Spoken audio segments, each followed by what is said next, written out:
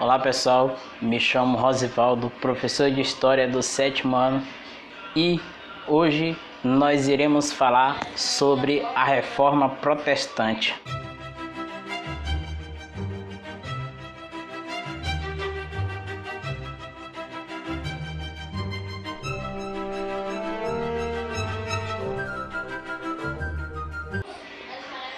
Como vocês viram, na última aula nós falamos sobre o cisma do Oriente, que foi um rompimento da Igreja Católica, dividida entre Igreja Católica Apostólica Romana, com sede em Roma, e a Igreja Ortodoxa, com sede em Constantinopla. Isso por volta do século XI.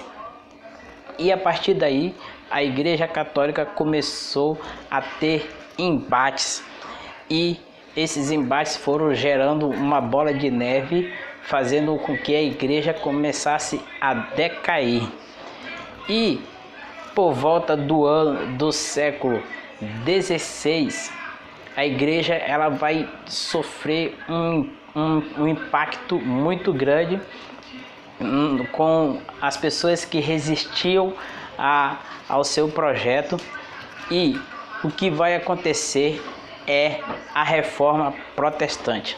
Antes, nós iremos ver os motivos que levaram a essa reforma. O primeiro motivo foi a insatisfação do povo com algumas práticas da Igreja.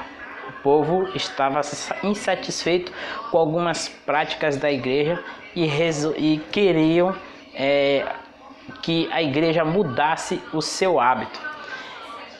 A segunda, o desejo dos nobres de obter terras da Igreja. A Igreja Católica tinha muitas terras, era a proprietária da maioria das terras, inclusive naquele período o comércio não era tão grande, então quem tinha mais terra tinha mais poder, e a Igreja Católica tinha terra e tinha poder, e os nobres queriam ter terras para poder ter poder.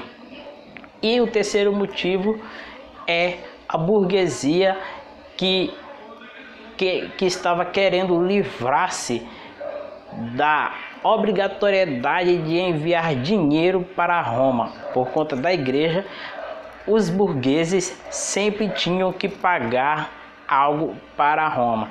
Então eles queriam se livrar da Igreja para se livrar também de impostos direto para Roma. E o que vem acontecer? Como eu disse, no século XVI, especialmente quando Martinho Lutero aparece em cena. Martinho Lutero, ele viveu entre 1483 e 1546, e a princípio a história diz que ele foi um monge agostiniano e ensinou na Universidade de Wittenberg, na Saxônia. Ele começou a discordar, a fazer críticas à Igreja Católica, e com isso, em 1517, ele faz a seguinte atitude: cria 95 teses. Teses são proposições que levam ele a concluir que a Igreja Católica está errada. Como vocês viram na aula de filosofia, proposições geram conclusões, premissas geram conclusões. Então ele cria 95 teses para dizer o porquê que está contra a Igreja Católica. E essas 95 teses ele fixa na porta da Catedral de Wittenberg, onde ele lecionava e onde ele fazia parte naquela igreja.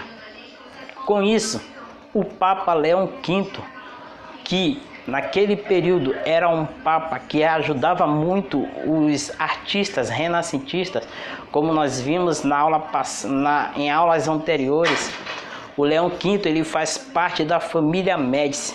O seu nome verdadeiro é Giovanni Medici. E ele, ao entrar no papado, ele ajuda artistas. Só que, como eu disse, o Renascimento, ele não era contra a Igreja Católica.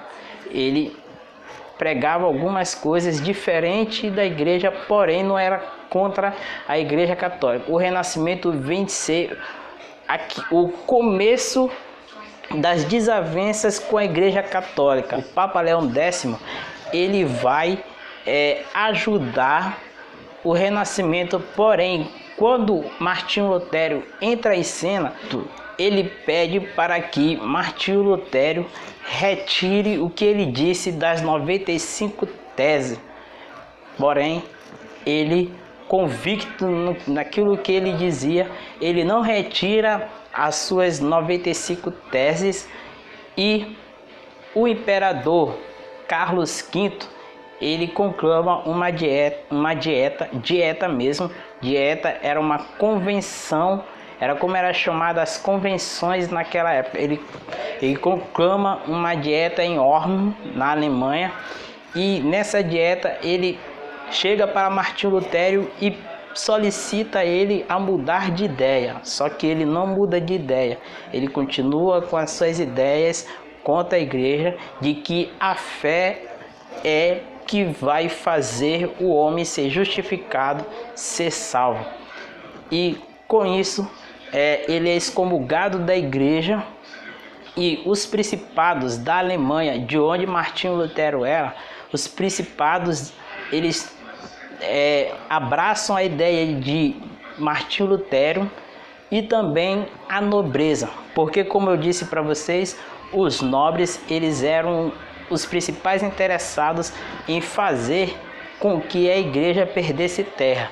Com os principados do lado de Martinho Lutero, os nobres começam a perceber que a igreja começa a perder terras, e com isso eles começam também a ganhar espaço no meio, e por isso eles começam a apoiar a ideia de Martinho Lutero. Um outro povo também que se beneficia com a ideia de Martinho Lutero são a burguesia.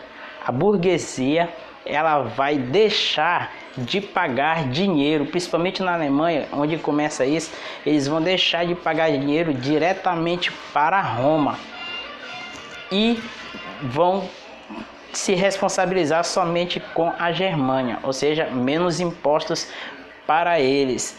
E com isso, o luterismo, ele vai ganhar forças, e revoltas vão ser feitas, como a revolta dos cavaleiros, liderados por pequenos nobres protestantes, e a revolta dos camponeses protestantes, liderada pelo pastor Thomas Montze. E a primeira revolta foi abatida pela Igreja Católica, e a segunda revolta, ela não ganha força, porque tanto a nobreza quanto o principado, que eram também protestantes, não apoiavam aquela revolta. Revolta essa que tinha em mente fazer com que a igreja voltasse a quando era a igreja primitiva, quando na passagem bíblica dizia que os irmãos viviam em comum e não lhes faltava nada. Então eles queriam um exemplo de igreja daquele modo da igreja primitiva que é descrita no livro de Atos dos Apóstolos. Se vocês procurarem, capítulo 3 de Atos dos Apóstolos fala sobre isso. E eles não conseguem fazer isso porque naquele momento o capitalismo estava muito forte, assim como está hoje. Eles não conseguem fazer isso e é fraquejada. Depois há a dieta de Augsburgo. Na dieta de Augsburgo, como eu disse, dieta era uma convenção. O imperador Carlos V, ele convoca todos os principados, católicos e protestantes, porque naquele período havia os príncipes em cada país. e o conjunto de príncipes era chamado de principados. E esses principados, eles fazem o quê? Eles vão para essa reunião e quando o principado a favor de Martinho Lutero vê que aquela reunião foi feita para oprimir as ideias de Martinho Lutero, eles se revoltam e fazem um protesto no meio do convento. E a partir daí, as pessoas que seguem a ideia, que seguiam as ideias e seguem as ideias de Martinho Lutero são chamados de protestantes. E assim começa na Alemanha a reforma protestante, que vai para toda a Europa e chegar até hoje a vários países do mundo. Valeu, pessoal, até a próxima.